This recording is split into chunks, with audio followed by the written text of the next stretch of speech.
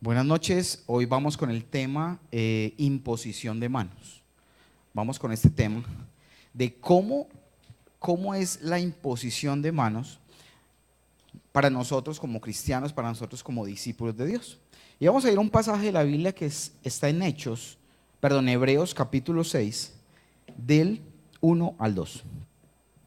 Hebreos 6 del 1. Hoy tenemos siempre varios versículos, de pronto algunos me va a tocar saltarlos porque se nos va mucho tiempo, pero vamos a tener la esencia principal.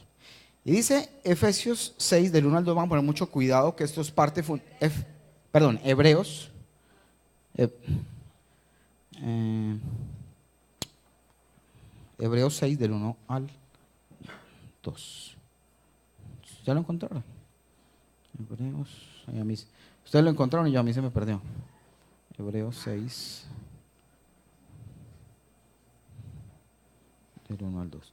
Listo. Dice, por tanto, voy a utilizar Reina Valera, por tanto, dejando ya los rudimentos de la doctrina de Cristo, vamos adelante a la perfección, no echando otra vez el fundamento del arrepentimiento de obras muertas, de la fe en Dios, de la doctrina de bautismos, de la imposición de manos, de la resurrección de los muertos y del juicio eterno. Este versículo ha sido muy controversial más que todo para aquellas personas que han predicado de la famosa gracia, que es una gracia extrema. Nosotros somos salvos por gracia, pero hay un movimiento o varios movimientos que han utilizado la gracia y utilizan este versículo de una forma despectiva cuando se refieren a la palabra rudimentos. Entonces ellos lo que entienden ahí es como si dijera de esta forma, por tanto dejando ya lo que no importa, digámoslo así, es la forma que ellos lo interpretan, no dándole importancia al arrepentimiento de obras muertas, a la fe, a los bautismos. Entonces ellos dicen, no, ahí la palabra dice que esos son rudimentos, pero utilizan esa palabra como si estuvieran diciendo que no son importantes. Pero si uno va al diccionario, un rudimento quiere decir nociones, quiere decir conocimiento, elementos, base, fundamentos y comienzo de algo. O sea que es muy importante para nosotros como cristianos, y si leemos aquí de nuevamente, la doctrina nos dice cuál es la base de nuestra doctrina. Te dice, por tanto, dejando ya los rudimentos de la doctrina de Cristo, vamos adelante.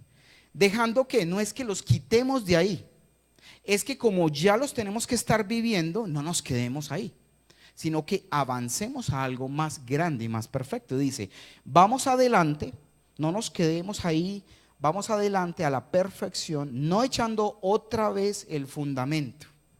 O sea, usted ya aprendió cosas, muchos de ustedes pues, de que en el primer bimestre se vieron toda la parte de los fundamentos. Y dice, no echando otra vez el fundamento. Entonces cada vez te tienen que estar enseñando que Dios te perdonó. Cada vez te tienen que estar enseñando que hay bautismo, que debes bautizarte. Y se quedan ahí, no, vamos adelante. Entonces dice, el fundamento de arrepentimiento de obras muertas, ya lo sabemos, y en el primer bimestre se ve. La fe en Dios, la doctrina de bautismos, la imposición de manos, de la resurrección de los muertos y el juicio eterno. Y hoy vamos a hablar de imposición de manos. ¿Para qué se usa? ¿En qué momento la palabra lo dice? Hay razones, y básicamente son 3 razones para la imposición de manos que habla la Biblia. La primera, la imposición que habla la Biblia, si está tomando nota, que es lo más adecuado, la primera forma en que uno impone manos, ¿o para qué? Es para sanidad. La segunda es para impartir bautismo en el Espíritu o llenura del Espíritu. Y la tercera es para transferir autoridad y bendición bajo cobertura. No cobertura de chocolate, sino cobertura ministerial, ¿cierto? Entonces, vamos a ir viendo 3 aspectos. Entonces, la primera es ¿qué? Sanidad. La segunda es para bautismo en el Espíritu o llenura del Espíritu Santo. Porque mira, a ti te puede llenar el Espíritu Santo una vez y hubo un evento donde tú fuiste lleno, te pasó algo, pero no quiere decir que ya no te vuelve a llenar. En muchas ocasiones tú puedes estar orando y vamos a ver las formas en que sucede y eres lleno nuevamente del Espíritu, o tu líder o tu pastor, no sé, o hay una oración especial y vuelven y te tocan y sientes que el Espíritu Santo te llena, ¿cierto? Y ese final, esa tercera, es para transferir autoridad y bendición bajo cobertura. Son las 3. Vamos a hablar un poquito de la sanidad de los enfermos y vamos a ir a Marcos 16:16. Marcos 16:16 dice lo siguiente: el que creyere, ¿el que qué? Creyere y fuere bautizado será salvo. Ahí habla del bautismo. ¿De cuál bautismo? El compendio de los bautismos es tener los bautismos, ¿cierto? Mínimo el del Espíritu, mínimo el del cuerpo de Cristo, y obviamente pues debemos tener el bautismo del agua, ¿cierto? Pero dice que aquel que creyere y fuere bautizado, sumergido tanto en el cuerpo de Cristo, en el poder del Espíritu y en el agua, dice, será salvo. Mas el que no creyere será condenado. Entonces, dice en el 16, yo creo que es el 17 que sigue, y sigamos al 17, y dice, estas señales, que creo que lo leímos ahorita, y estas señales seguirán ¿a quiénes? Si tú crees y si tú tienes fe en tu Señor, en Jesús, en el Padre, estas señales te tienen que seguir, tienen que aparecer en tu vida. Y dice, en mi nombre echarán fuera demonios, hablarán nuevas lenguas. 18, eso lo leímos ahorita, tomarán en sus manos serpientes, y si bebieren cosa mortífera no les hará daño, y sobre los enfermos pondrán sus manos y sanarán. Jesús lo primero que dio instrucciones, y en esta parte, es de poder sanar a los enfermos.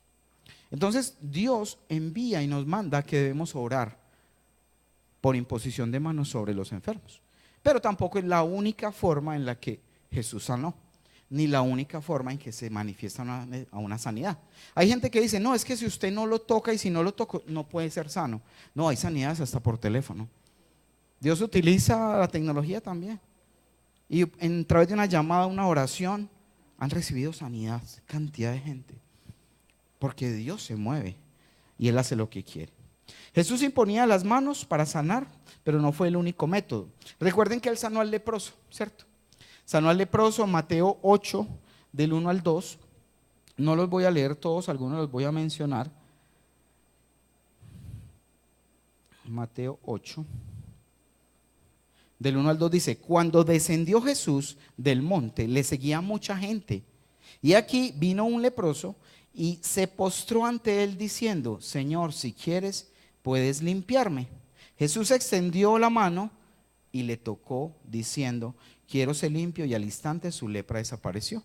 ¿Usted cree que algún sacerdote de la época o fariseo hubiera tocado a ese leproso? No, porque había pecado en él, había suciedad.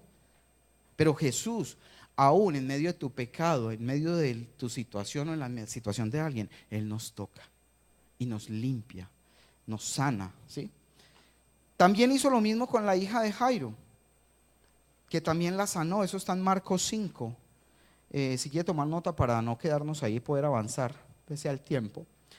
En Nazaret también hizo Marcos, vamos a ver qué dice Marcos 6:5. En Marcos 6:5 también aparece otra de sus sanidades, que dice, y no pudo hacer allí ningún milagro, salvo que sanó a unos pocos enfermos, poniendo sobre ellos las manos. Ahí fue cuando estuvo en Nazaret. ¿Dónde vivía Jesús? En Nazaret. Entonces ahí decían, ve, ahí viene, muchos decían, no, ahí viene Jesús, no decían el Hijo de Dios, él me decía, no, ahí viene el hijo del carpintero, el hijo de María. Entonces no había fe, no creían. Así como cuando muchas veces tú le hablas a tu familia, le hablas a tus amigos y no te creen, ¿cierto? Entonces, como hay falta fe, es difícil que realmente se manifiesten milagros y se manifiesten señales por la falta de fe. Y dice que Jesús hizo pocos milagros en ese momento. Vamos a ir a un versículo que es Marcos 7, del 32 al 35, y es la forma como Jesús sanó a un sordomudo. Y ahí es donde la pregunta dice, me encanta como lo dice el pastor Cash, que dice que Jesús era un caballero. Y él dice, no, ningún caballero come con las manos sucias. Ningún caballero le escupe en la boca de otro y le mete los dedos en los oídos para sanar. ¿Sí? Pues si lo vamos a ver desde, obviamente él es un caballero porque él no te atropella, él no se mete en tu vida a decir, es que tenés que abrirme la puerta, yo entro. No, si usted quiere lo deja entrar. Pero en este aspecto vamos a ir a Marcos 7, del 32 al 35, y les voy a ir leyendo. Dice, y le trajeron un sordo, Marcos 7, 32, 35. Y le trajeron un sordo y tartamudo. Imagínense, sordo, obviamente sí es sordo, muy bravo, o sea, muy teso, que al menos hablaba. Porque uno aprende a hablar, depende de lo que escucha, uno repite lo que escucha. Pero si yo soy sordo, pues obviamente no tengo forma de desarrollar el lenguaje. Dice que era sordo y tartamudo y le rogaron que le pusiera la mano encima. Señor, ponle la mano encima, sánalo. Y dice, y tomándole aparte de la gente, se lo llevó lejitos, que imagino que donde lo haga de frente con la gente y los fariseos, oye, ¿este qué le pasó? Le mete el dedo en los oídos, le escupe en la boca. Y eso es tremendo porque rompe muchas reglas de lo que es no, la conducta y las situaciones de la educación y las reglas de etiqueta. Y dice, metió los dedos en las orejas. ¿De quién? Del sordo. Y escupiendo, tocó su lengua. ¿Con qué le tocó la lengua? Con la saliva que escupió.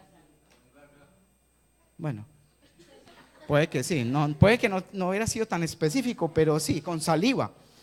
Y dice, escupiendo, tocó su lengua y levantando los ojos al cielo gimió. Mire cómo Jesús se compadecía de ese hombre. Y dice que gimió levantando los ojos al cielo. Y dice, y dijo, efata, es decir, sé abierto. Al momento fueron abiertos sus oídos y se desató la ligadura de su lengua y hablaba bien. A nosotros nos pasó una vez con Marcela en una sanidad que una sorda oyó. Y nosotros quedamos aterrados porque, o sea, lo hicimos por fe y una vez se en el fondo, ¿será que sí, Señor? Pero la sorda huyó y empujó a Marcela, ¡ah, duro! Que porque le estaba gritando. Claro, un sordo al escuchar ruido se asusta. Pero finalmente ella no quiso aceptar su milagro porque decía, todos mis amigos son sordomudos. Yo no quiero escuchar. Y escuchó y después se le fue. O sea, no quiso aceptar el milagro. Hay de todo, ¿no? Lo que se ve. Entonces llega Jesús, lo saca aparte, lo lleva, le mete los dedos en el oído, y pues uno con los dedos ocupados, ¿cómo le va a hacer? Sí, dice que escupió y tocó ¿qué? Su lengua. Inmediatamente hubo. Entonces no siempre, pues ahora no vayan que, pastor, es que oraron por mí, como me dejaron lleno de saliva. Pues no, eso lo hizo él. Usted al menos ore, ponga manos, ¿cierto? ¿Cierto? Que ahora no falta que de pronto me llegan a poner quejas aquí. Bueno, Señor, ve ahí encima con mal aliento, pues, ¿no? No. Un ciego, dice en Marcos 8, del 22 al 25, Marcos 8, dice así: vino luego a Betsaida y le trajeron un ciego. Entonces ahora le trajeron un ciego y le rogaron que le tocase. Jesús, tócalo para que lo sanes. Entonces, tomando la mano del ciego, le sacó fuera de la aldea. Mire que se los llevaba, ¿cierto? Aparte, lejitos, porque imagino que las críticas y la cosa era impresionante. Y escupiendo en sus ojos, le puso las manos encima y le preguntó si veía algo. Él mirando dijo, veo los hombres como árboles, pero los veo que andan. Veo como un árbol que se mueve. Y luego le puso otra vez las manos sobre los ojos y le hizo que mirase y fue restablecido y vio de lejos y claramente a todos. Usted a veces ora por una persona y desiste que porque no pasó nada cuando oró la primera vez. Vuelva y ore. Jesús lo hizo. ¿Ves algo después de haber puesto sus manos y no pasaba nada? Y después le dijo, volvió y le puso las manos, ¿ahora ves? Sí, Señor, ahora sí estoy viendo. No podemos desmayar. No podemos renunciar. Entonces aquí quiero que quede claro que Jesús sanaba o poniendo las manos o con algún toque metía los dedos en las orejas o llegó a escupir saliva. Es más, dice otra que sanó un ciego y que escupió en el piso. Para uno hacer lodo tiene que sacarlo desde el fondo, ¿no? Para poder hacer lodo. Sí, ahí sí aplica más o menos lo que dice aquí Carlitos. ¿Pero qué? Lo hizo. Y eso iba contra las reglas de todo. Jesús rompía todas las reglas. Un fariseo que viera que alguien escupir, eso era la peor ofensa. A Jesús lo escupían para humillarlo. Entonces imagínense, me escupen para humillar y él escupe para sanar. ¿Se imaginan qué choque tan tremendo? De la cultura. Lo matan ahí. Por eso se lo llevaba aparte. pasaba otra situación, era que a veces la gente tratando de ser sana, la gente le caía encima, se le tiraban en voladora para alcanzarlo a tocar y eran sanos.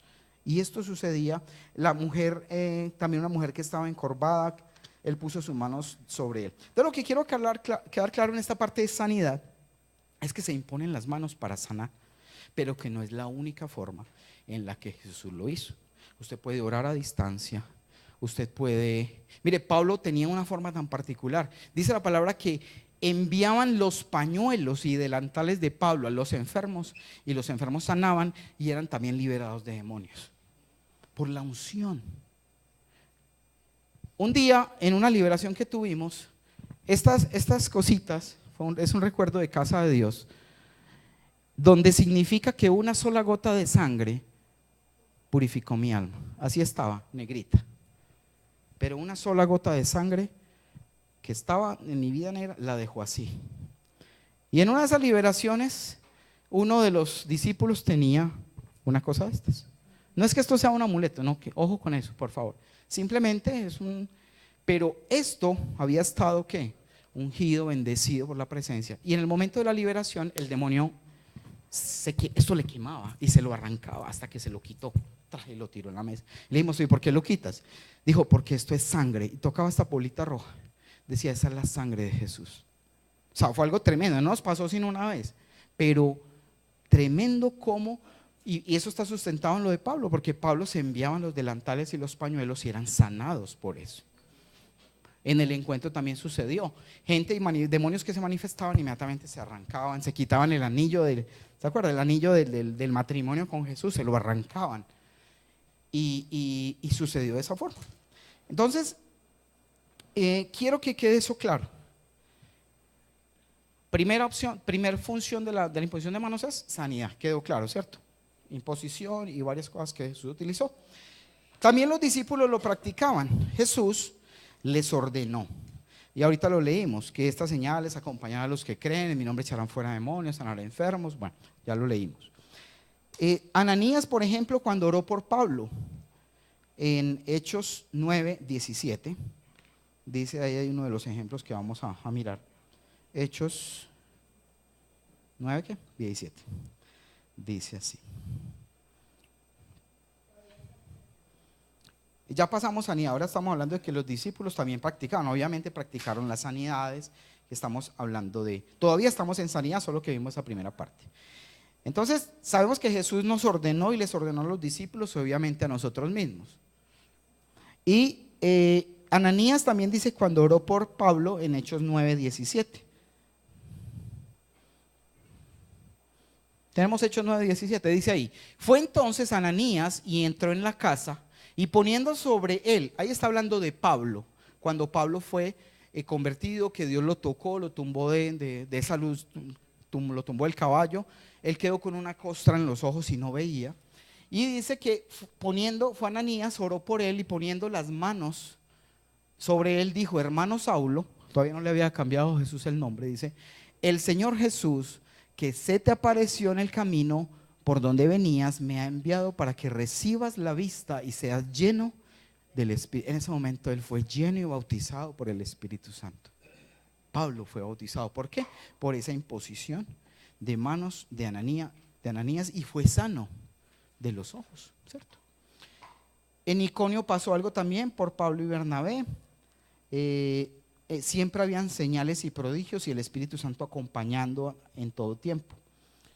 Lo que les comentaba acerca de los paños de Pablo, los delantales que eran llevados, es más, también hubo un tiempo donde Pedro salía y dice que también sanaba con la sombra. Entonces ponían los enfermos en fila por donde él iba a pasar y la sombra de Pedro sanaba a los enfermos.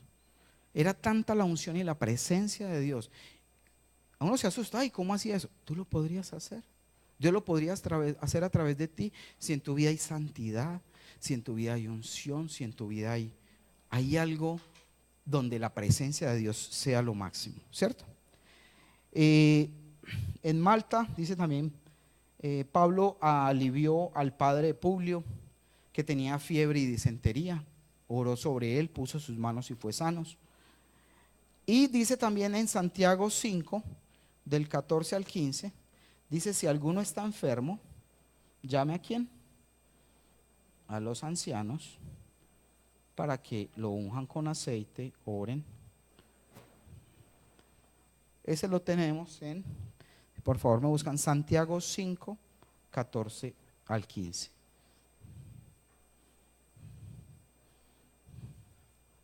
Dice: ¿está alguno enfermo entre vosotros? Llame a los ancianos de la iglesia. No es que el que tenga canas, ese no es el anciano. Son los que tienen un crecimiento espiritual, un liderazgo. Tú puedes ser un anciano y ser joven. ¿Por qué? Porque estás sirviendo a Dios, lo estás siguiendo, estás obedeciendo. Dice: llame al que tiene los dos, mucho mejor, anciano y, ¿cierto? Llame a los ancianos de la iglesia y oren por él, ungiéndole con aceite en el nombre del Señor. ¿El aceite es señal de qué? Del Espíritu Santo. Entonces, muchas veces también se hace, hay gente enferma y se hace una unción, un toque con símbolo del Espíritu Santo, pero realmente es el poder de él quien está sanando allí. Ok. También hay sanidades sin imposición de manos. Jesús sanó a mucha gente sin tocarlo siquiera, como el ejemplo de los 10 leprosos. Fue a distancia, Lucas 17, del 11 al 14. Vamos en Lucas 17, del 11 al 14.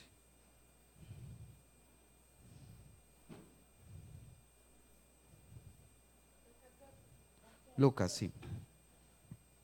Dice, y yendo Jesús a Jerusalén, pasaba entre Samaria y Galilea. Y al entrar en una aldea, le salieron al encuentro 10 hombres. ¿Cuántos? 10 leprosos, los cuales se pararon de lejos. Desde lejos se pararon porque ellos no se podían acercar a la gente. Y alzaron la voz diciendo: Jesús, Maestro, ten misericordia de nosotros. Cuando él los vio, les dijo: id, mostraos a los sacerdotes. Y aconteció que mientras iban, fueron limpiados. ¿Qué hicieron estos hombres? Obedecieron a la voz de Dios. Y muchas veces usted y yo tal vez puede que no seamos sanos en algún área o alguna persona porque no le ha obedecido a él. ¿En qué? En su palabra, en su conducta, en lo que sea, para que Dios le dé sanidad. Ya es cuando uno dice que de los 10 leprosos que fueron sanos, uno solo fue a darle gracias a él. Los otros se desaparecieron. Así pasa mucho aquí en la iglesia. Cantidad de gentes que ha recibido un milagro impresionante, han solucionado su vida en gran parte, y usted no los vuelve a ver, porque vinieron solo por el milagro, pero no por entregarle y acercarse a Dios, por entregar su vida genuinamente. La mujer con el flujo de sangre, ¿qué tocó ella? El manto. Una mujer que había gastado todo, su fortuna, lo que tenía, lo había gastado en los médicos, en todo, y no había nada. Y después fue y tocó el manto de Jesús, y ella decía: si yo solo tocara el manto de él, seré sana. Mira, una mujer con flujo de sangre era impura. No tenía que estar alejada, y todo lo que tocara, el lugar donde se sentara, quedaba impuro. Y no le importó. Ella dijo: yo me meto, y tocó a más de uno para meterse entre el tumulto y llegar a Jesús, solo a tocar su manto. Y lo creyó y fue sana. Dice, su flujo paró, y después de tener más de 10 años, este flujo fue sana, solamente tocando su manto. Marcos 3:10. Marcos 3:10 dice: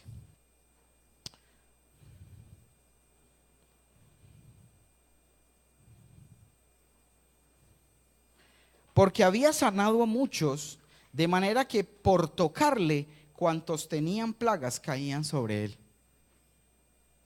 Yo creo que Jesús, cuando andaba, los discípulos tenían que ser como escoltas alrededor, porque lo acababan. La gente se tiraba porque sabían que era la solución, sabían que en él había salvación, que había sanidad. Y dice que muchos de ellos, dice, porque había sanado a muchos, de manera que por tocarle, cuantos tenían plagas caían sobre él, se le tiraban encima. Se le tiraban literalmente, porque la necesidad de la gente de tener una sanidad los impulsaba a hacer esto. Muchos hacían todo lo posible por tocarle. Lucas 6:19 dice: y toda la gente procuraba tocarle, porque poder salía de él y sanaba a todos. ¿Poder salía de quién? De él.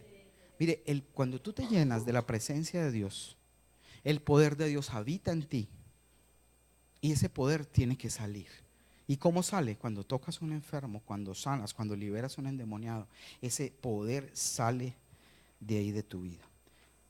El segundo que habíamos visto, el segundo punto, impartir el bautismo y la llenura del Espíritu Santo.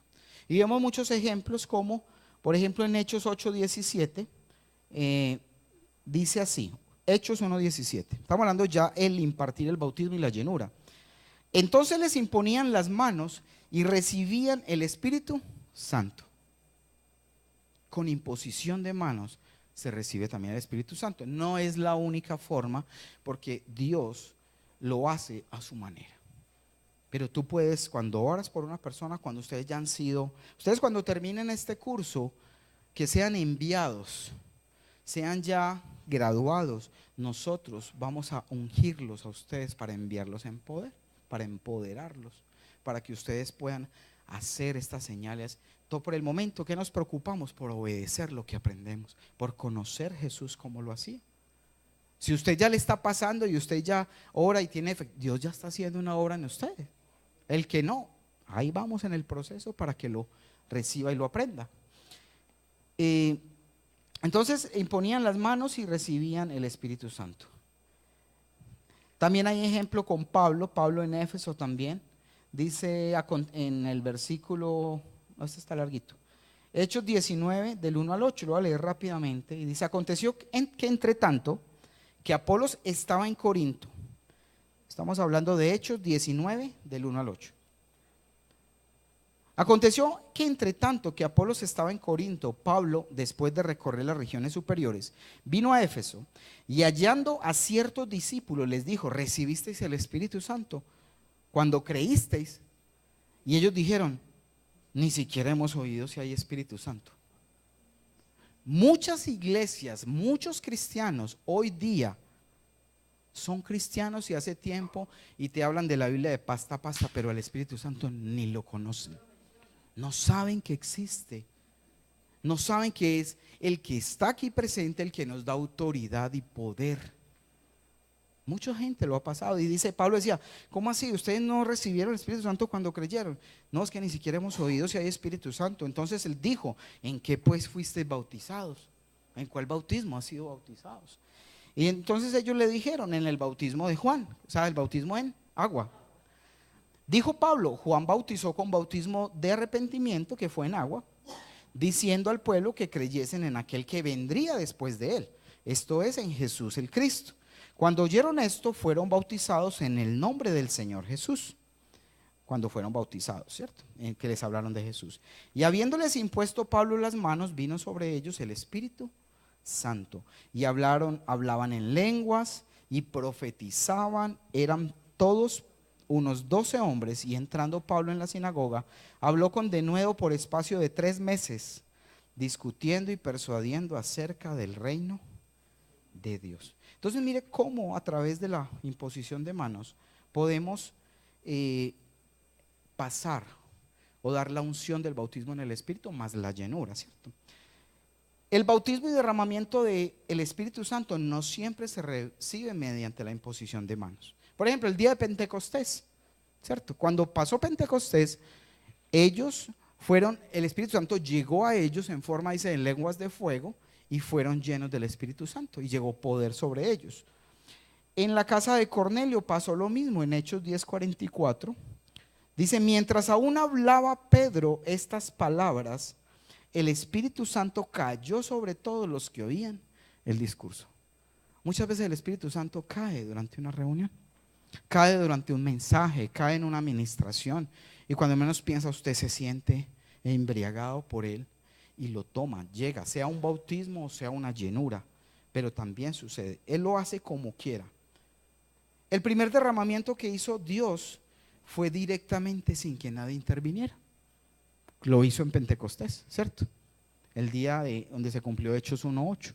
Pero de ahí para adelante, aunque también caía y se derramaba cuando quería, cuando los discípulos querían hacerlo, imponían manos y había un derramamiento o un bautismo en el Espíritu.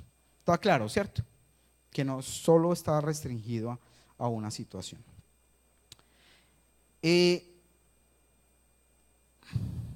Sin que nadie intervenga, esto sucede aún.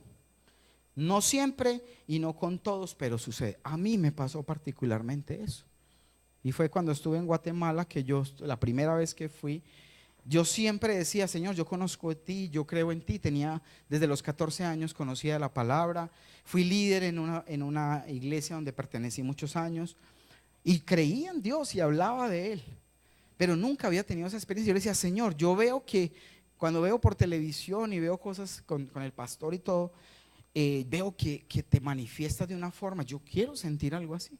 Y yo me fui, ese era mi anhelo, ese fue mi anhelo todo el viaje. Y hubo un momento como en el segundo día de congreso donde dijeron, el pastor salió y dice: yo quiero orar por los que estén de otros países, que estén en autoridad. Y yo salí corriendo, yo no esperé a nadie. Yo me paré ahí al frente y le dije: Señor, esta es mi oportunidad. Y yo levantaba mis manos y yo era así: Señor, dame algo, que yo sienta algo. Cuando pastor, Dios me respondió a mi oración en ese momento. Y el pastor dice: esto no es con esfuerzo, no es con que hagas fuerza mental. Y yo: uy, Señor, me estás hablando. Entonces yo ya me tranquilicé. Y él decía: dile solo: aquí estoy, Señor, heme aquí. Entonces yo le dije: Señor, aquí estoy. Y entonces yo decía: Señor, no pasa nada. Yo ahí: aquí estoy, Señor, pero Señor, no pasa nada. Cuando dice el pastor, dice: si eres pecador, no eres digno de su presencia. Pero si te crees muy bueno, tampoco. Porque Él se deposita al quien Él le place.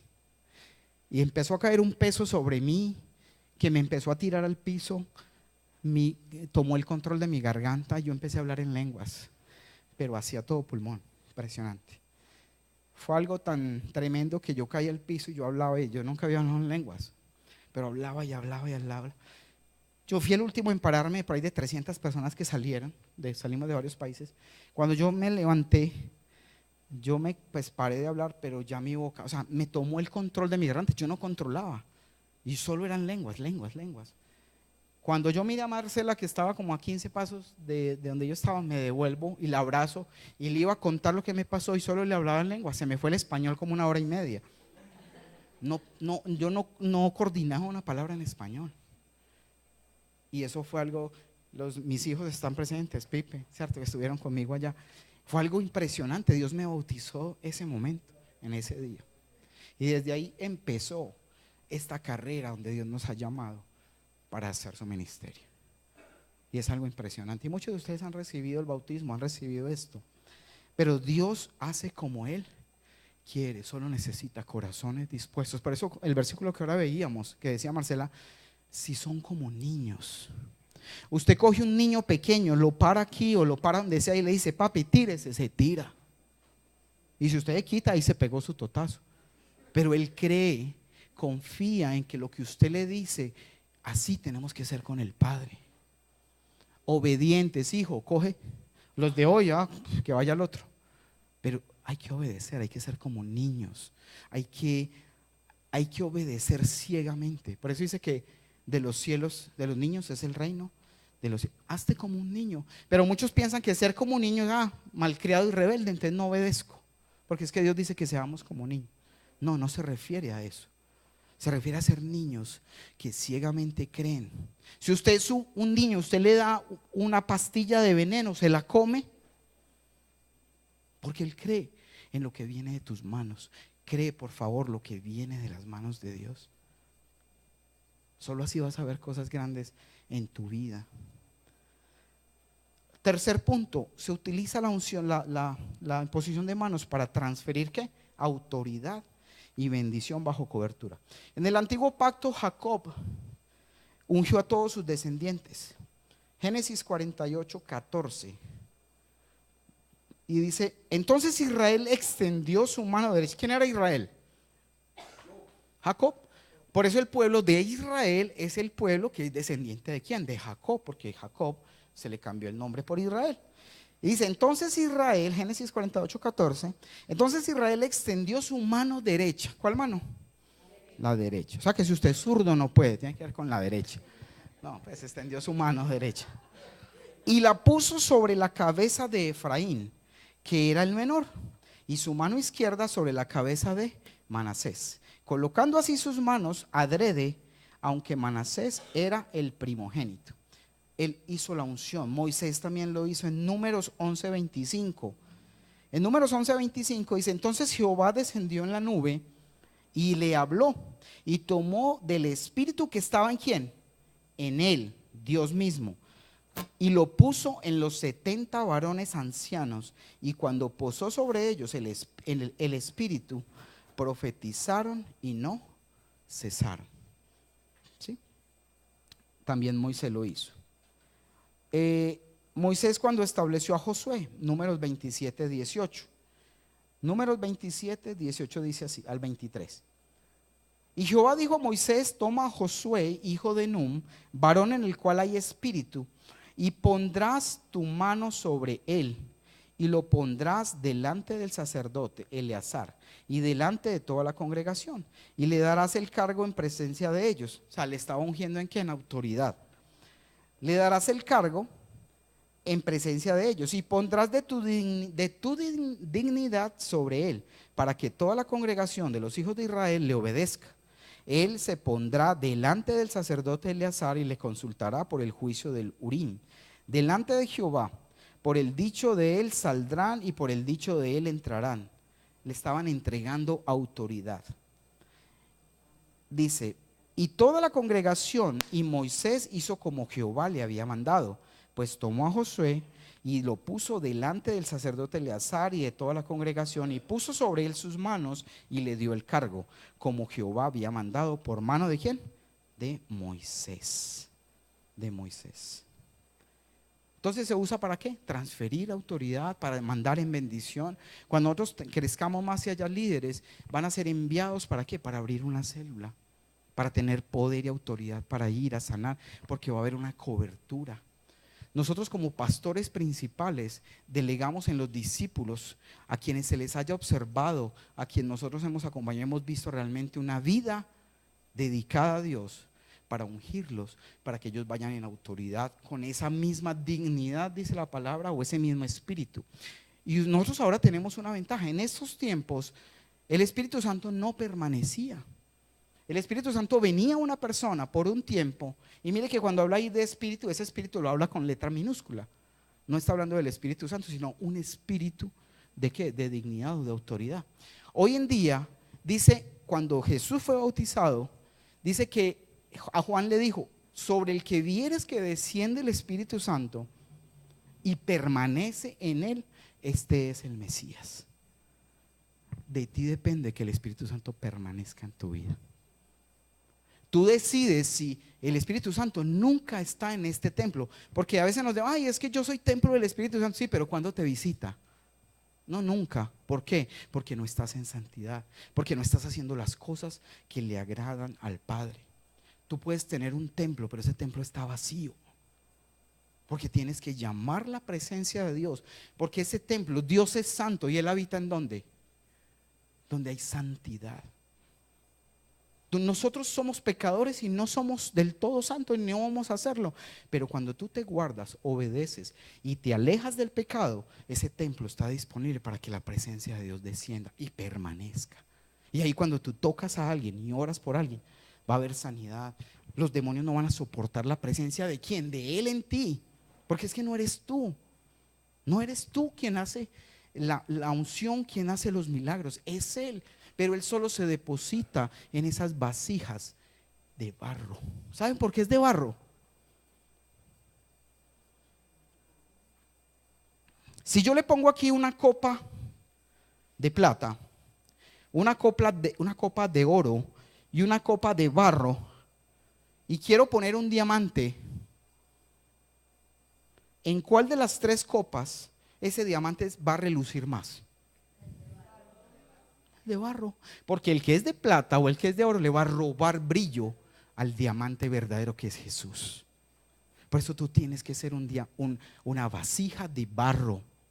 Nada de elogios, nada de creerme el que yo soy el chacho y es que si soy yo, no, es que no, tú no eres nada. Por la misericordia de Dios, Él ha querido usarte, ha querido depositarse en tu vida, pero tú no eres nada ni nadie. Solo es su grandeza, solo es su poder en ti. ¿Quieres la presencia del Espíritu Santo? Obedece, sé humilde. Él no habita en casas hechas de muro, habita en cuerpos. Y la unción viaja sobre el cuerpo. La unción de Dios viaja sobre tu cuerpo si hay santidad en tu vida. El liderazgo en la iglesia se usó para el nombramiento de los primeros diáconos. 1 Timoteo 5:17.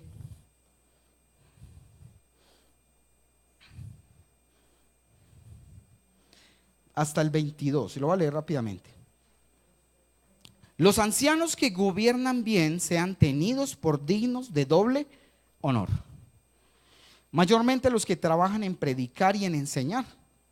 Pues la escritura dice: no pondrás bozal al buey que trilla, y digno es el obrero de su salario.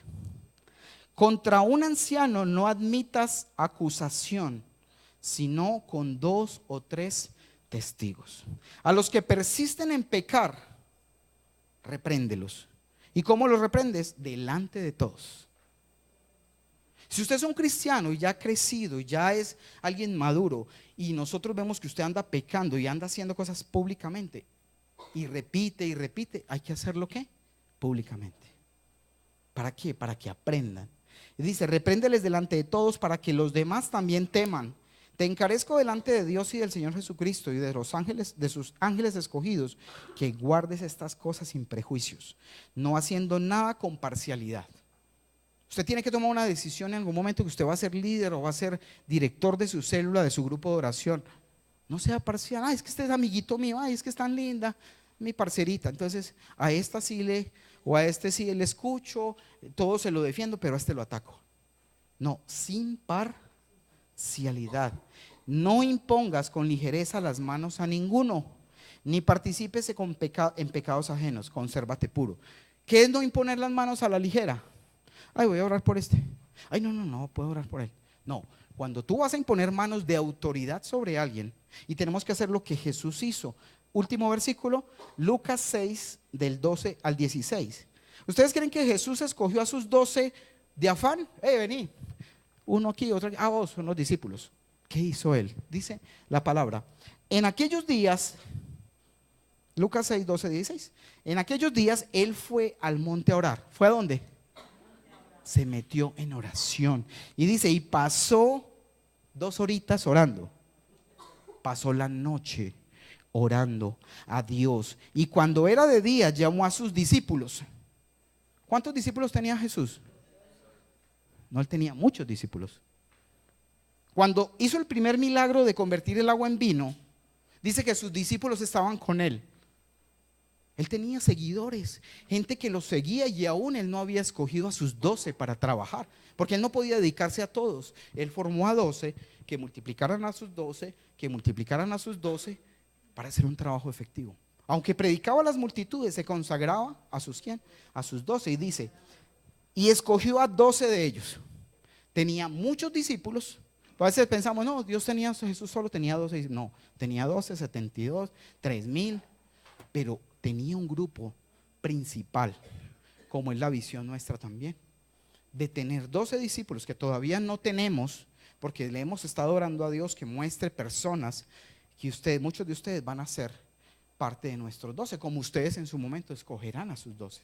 Pero ¿qué era? Con oración de toda la noche, llamó a sus discípulos y escogió a 12 de ellos, a los cuales también llamó ¿qué? Apóstoles. A Simón, a quien también llamó Pedro, a Andrés su hermano, Jacobo, Juan Felipe, Bartolomé, Mateo, Tomás, Jacobo hijo de Alfeo, Simón llamado el Celote, Judas hermano de Jacobo, y Judas Iscariote, el que llegó a ser el traidor. Ahí están, Lucas 6, 12, 16, están los nombres de los apóstoles, o de su grupo cercano, su célula principal de liderazgo, los que después a su vez discipulaban a sus 12. Ustedes saben que Jesús tenía a los 12, pero también mandaba a los 70 o los 72. ¿Sí o no? Y si los mandaba en parejas, 12 dividido 2, 6. 6 por 12, 72.